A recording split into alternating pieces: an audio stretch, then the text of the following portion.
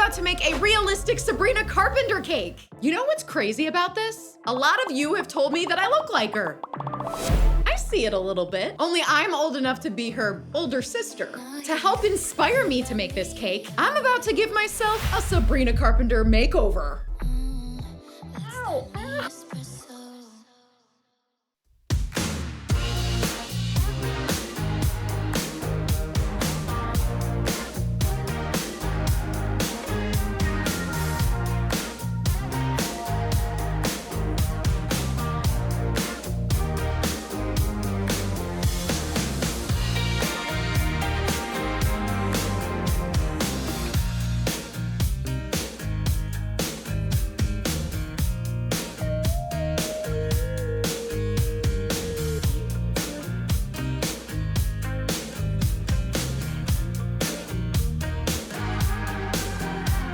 And here I am, Sabrina Carpenter. Could this pass as a pretty good Halloween costume? I feel like I need more blush. My name is Natalie Sideserf and I make cakes that don't look like cakes. And today I'm going to make a cake of Sabrina Carpenter.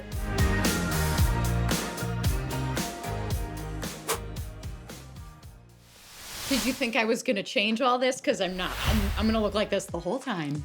This is Sabrina skin, a big ol' wad of Sabrina skin. This is 10 pounds of modeling chocolate, and I'm about to use all of it. I want this cake to be as fresh as possible, so rather than sculpt Sabrina's face directly on a cake, I'm sculpting it on a ball of foil. The face alone takes a couple days to sculpt. So I'm basically sculpting a chocolate mask, a chocolate Sabrina face mask. It's weird. Now, I really can't express enough how difficult it is to sculpt a face out of chocolate. It's really hard. Out of all the realistic cakes that I've made over the past 14 years, portrait cakes like this one are absolutely the most difficult. When you sculpt with a traditional art material like clay, you can spend as much time on one sculpture as you'd like. Weeks, months, even years. But I'm working with food, so I've only got a few days to capture Sabrina's likeness. And if something on her face is off, like her nose is too big or it's too small. What if I make one of her eyes a little higher than the other and that's not what she looks like in real life? She's gonna call me. She's gonna be like, Natalie, my eyes don't look like that. How dare you? I don't want Sabrina Carpenter calling me to talk to me about how her eyes don't look right. So I've gotta try my best to get her proportions right and everything placed where it needs to be. I've gotta do a good job on this cake. So I'm spending a few days working on her face. Very long hours. These are long days. It's not an 8-hour workday. It's more like a 15-hour workday probably. While portrait cakes are one of the most difficult cakes I make, they're also one of my favorite cakes to make. Her face is starting to come together and it just I get so excited. The cake kind of comes to life as I make it. So as you watch it come to life, I'm actually also watching it come to life. It's really fun. I love it. I wasn't sure what expression I wanted to capture at first, but after looking up a bunch of photos, I saw she does that Sabrina smirk is what I've been calling it. So when I smile without teeth, I look like this. That's what I look like. But when Sabrina Carpenter smiles without teeth, she does this smirk thing. You know what I mean? And a smirk like that, it's like a signature. It's the perfect expression to make. Let's move on to her neck and shoulders.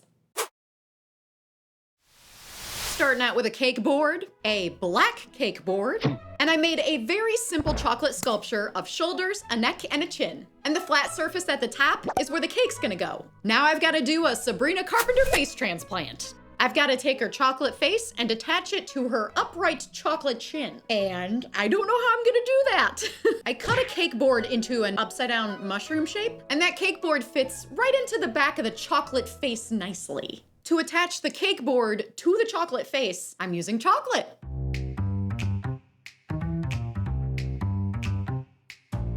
Okay, so this is messy. The cake board is attached to the face, but I am extremely worried that her face is just gonna fall right off. I'm relying on a little bit of chocolate to hold that face up. That face is pretty heavy. There's a chance that it could fall, but I'm just gonna have to hope that that chocolate holds up.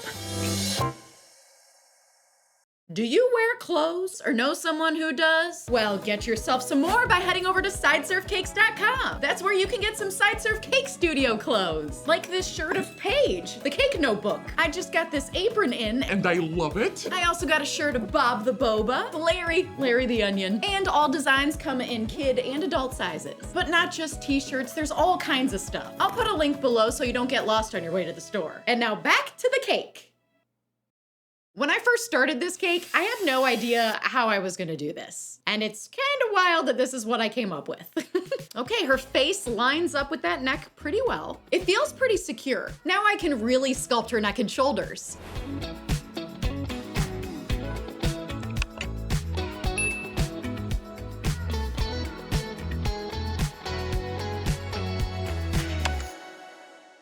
If you think this cake looks weird now, just wait, because we're about to paint. With all the other bust cakes that I've made, I always wait to paint till the end, but not today, because I feel like I can actually paint the face before I even introduce cake. And that means I don't have to rush the painting as much because I haven't introduced the cake yet, so it's still nice and fresh. I sculpted with a very light skin tone so I can paint in all the shadows and darker areas. Every time I paint a cake like this, it always starts out rough. It doesn't look good, even I'm a little worried, but I know that if I keep putting effort in and I keep trying and I keep working on it, it is going to start to look better. But it takes a while. I gotta mess with it, I gotta tweak it. I've gotta get the colors just right. If I add too many shadows, it can age her. She's gonna look 36, not 26. So I'm trying to be very soft with these colors. Just add a little bit here, a little bit there, but I'm not overdoing it. Don't overdo it with the shadows. I always like making the cake's eye makeup. And once you add the actual eye itself, it's like, oh, that's far less weird. Or is it? Actually, it's probably more weird now.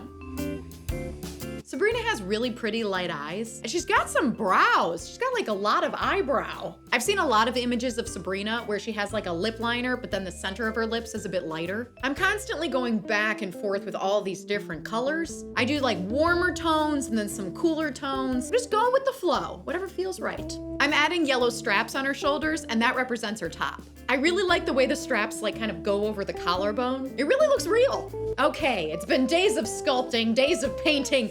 It's time to add cake.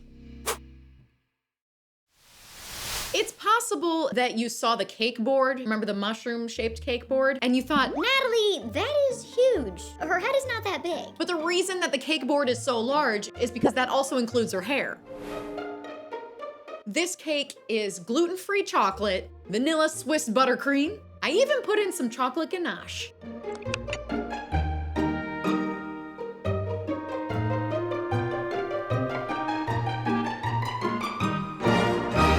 Now let's work on the hair. Now I have never sculpted a cake with big, giant, curly hair. The hard part about this is making sure that I have enough hair over her head. If I make it look too flat, it's really not gonna read as Sabrina.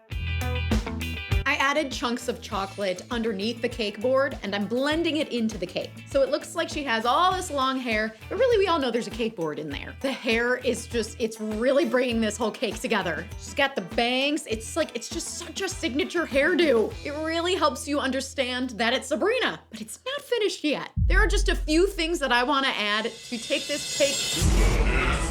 So let's work on those details. I'm going in, I'm adding a little bit more blush because she's heavy on the blush. A lot of pictures of her show that she kind of has a light highlight on the inner corner of her eyes. So I'm adding like an edible shimmer. And finally, the final detail that I am so excited about, edible eyelashes. Look at these. I made them out of wafer paper. I think they look, seriously, they look really good. They look like eyelashes. They really help make her eyes look more realistic.